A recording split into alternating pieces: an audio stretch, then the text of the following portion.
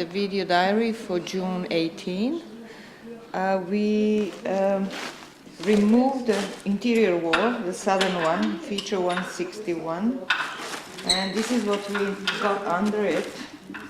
It's not entirely clear. It looks as though there was some sort of a base that was put in, set in for the wall. But then this seems as though the floor continued this way, the floor on which the wall was sitting.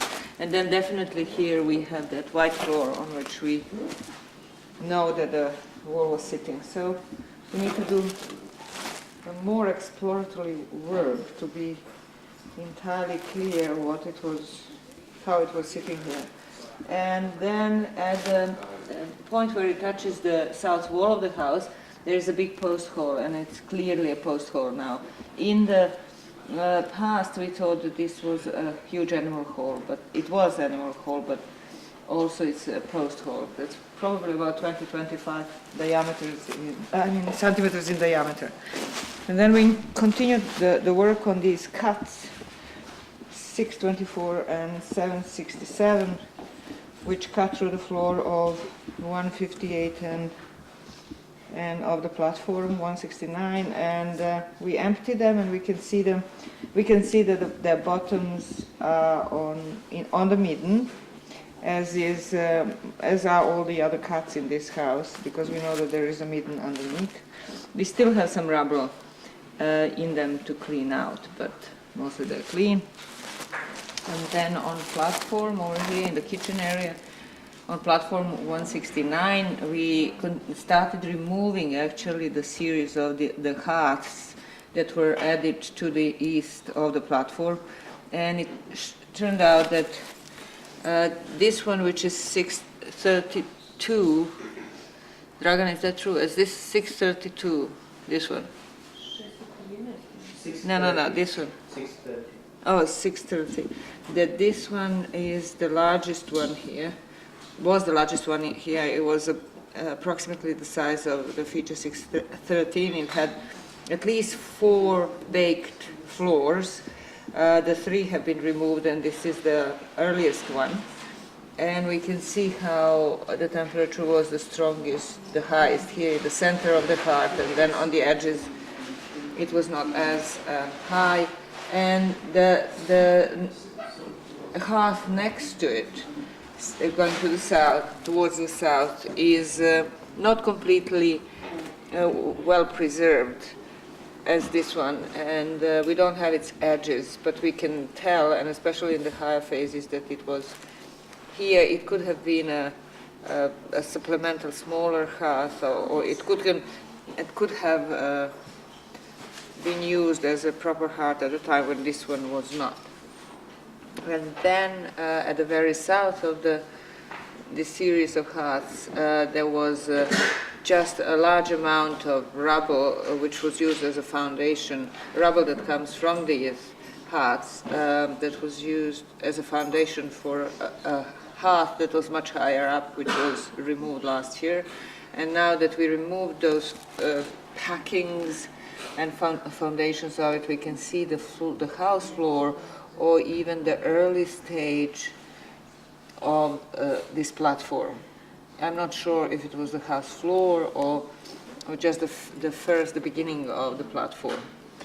And in the corner over there, in the southeast corner of the house, we continued working on 167 and started removing the remains of the packing in this niche-like feature that was yesterday discovered in that area.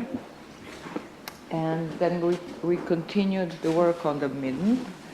So we removed one more arbitrary layer of the midden, and these are 2 layers are arbitrary completely because we couldn't see, because it was so close to the surface, we couldn't see much of anything except that it was a typical midden soil. And now we are able to distinguish between the very black midden remains and the yellowish midden remains, which are more the result of building materials, their erosion and so forth. So we are going to do now make different units, take them out in different units. And if you come in here slowly, what we did in the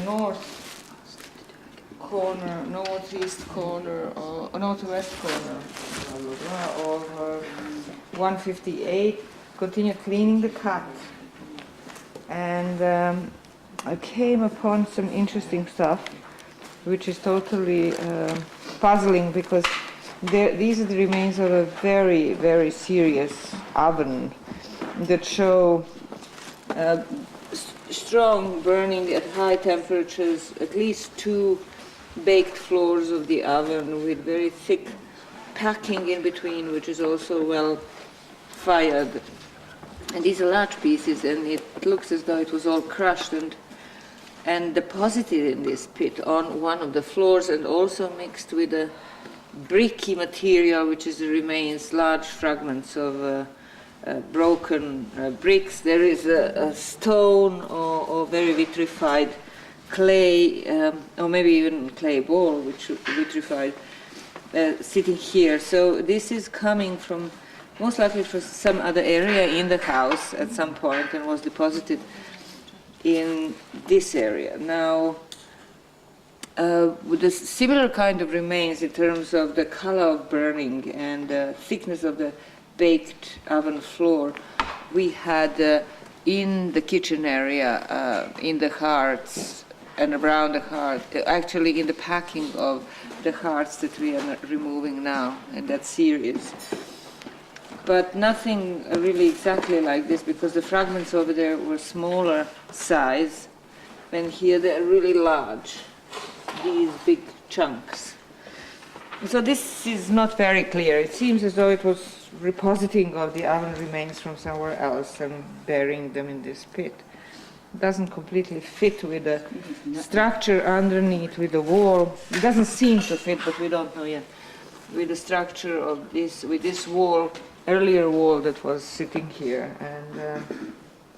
And on top of this cut, we had just regular floors in this part of the house, and then we had the bins on top of it earlier on. So I don't know, we'll see what it is and why it is here. There was always this huge lump of white plaster on top, remember, from at the very surface. I think it was on that side. No, this was also.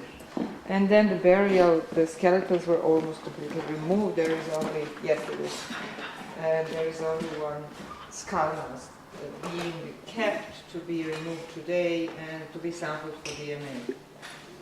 A tooth is going to be taken as a sample for DNA analysis. That's all I have to say. Thank you.